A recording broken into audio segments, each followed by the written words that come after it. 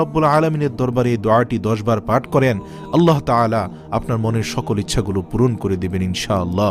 দোয়াটি হচ্ছে কোরআন শরীফেরই আয়াত, আমরা সবসময় মুনাজাতে পড়ে থাকি, রব্বানা আতিনা ফিদ দুনিয়া হাসানা, হে রব আপনি আমার দুনিয়াতে কল্যাণ দান করুন, ওয়াফিল আখিরাতে হাসানা, ইয়া আল্লাহ আপনি আখিরাতেও আমাকে কল্যাণ দান করুন, ওয়াকিনা আযাবান নার, হে প্রভু আপনি আমাকে জাহান্নামের আগুন থেকে বাঁচান।